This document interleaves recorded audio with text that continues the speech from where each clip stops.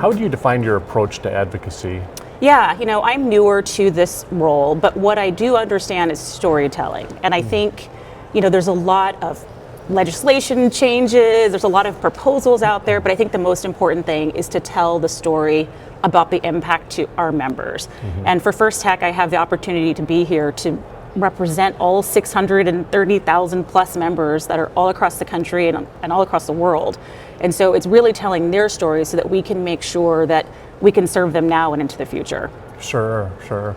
And I'm guessing you'll be going to the Hill visits on Wednesday? I will. I'll be able to go to the Hill and have some conversations about, continuing to protect the credit union tax status, continuing to ensure that as legislation comes forward, that our legislators truly understand the impacts on our members. And some things look really good on paper, but if it hurts your family and it hurts your living situation, we need to make sure that they know that.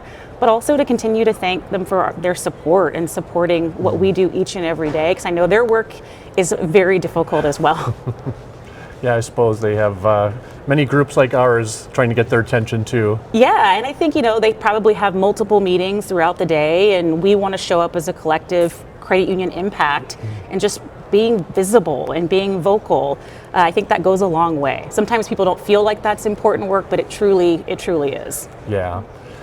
What do you think are some successful ways to interact with the legislators? Are there any kind of do's and don'ts that you would recommend? I think getting to know people is the most important thing. So as I'm starting to form relationships, I'm seeing people multiple times, so I can refer to when I met them a couple of months ago or when they were back in their district. I think that helps. But also, they're people too. And sometimes in those spaces, it's intimidating, you get a little nervous, but just having a conversation, and people love to talk about themselves. So if you can find a way for people to do that, you'll be just fine. Yeah. Can you tell me a bit about your involvement in DEI? And I know you'll be part of the DEI roundtable on Wednesday. Yes. What do you do at the credit union, and what do you think you'll talk about at the roundtable? Yeah, so for First Tech, we call DEI and B, we add the belonging. And how we're structured today, DEI, that body of work now does come into my new area, but we do have an employee council, and so that's led by a group of employees that build out our DEI and B strategy every year.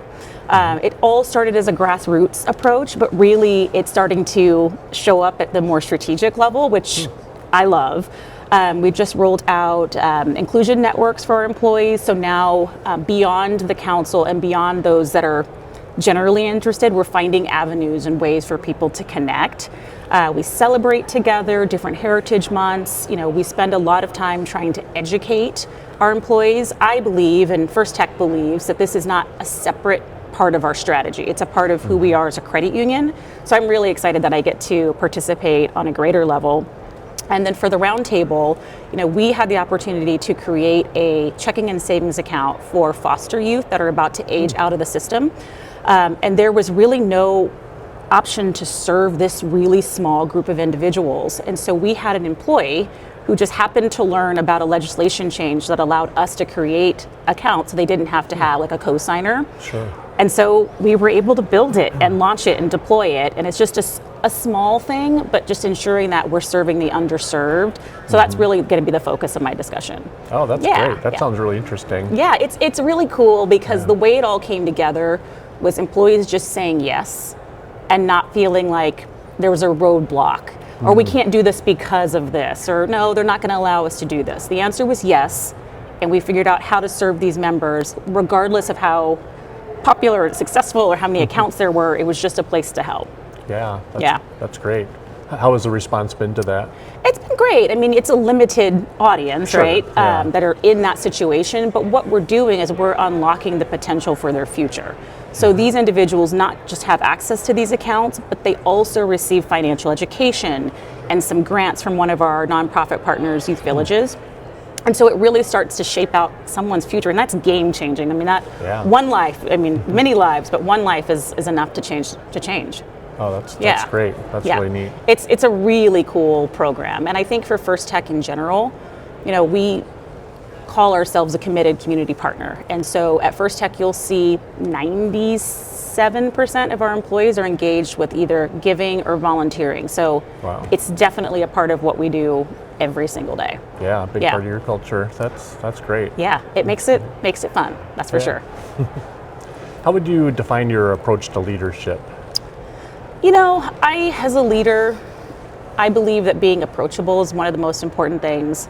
You spend a lot of your time at work, and so I want my team to feel like we're as close to a family as you're going to be. I'm not going to ever replace your family, but I want to inspire my team, make my team feel safe and seen so that they can show up as their best selves and do incredible work. If you think about when you're in spaces and you don't feel like you belong or you're an imposter, you don't bring everything. You don't bring all the goodness of Yeah, you you to the hold back. conversation. You hold back. And when you don't have to do that, it's pretty inspiring.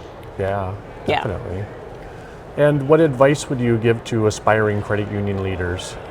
Raise your hand.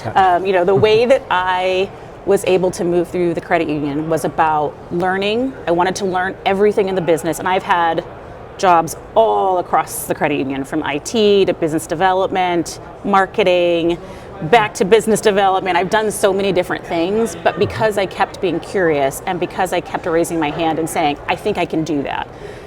There's a lot of opportunity for younger professionals to remain in the credit union space for a long time in their career. This is, when you come to GAC, you get the power of what credit unions are and the value that you can bring having your entire career here. That feels so powerful, and I hope to extend that to some of the younger professionals that are coming up that take our industry forward. I can't wait to see what they're going to do.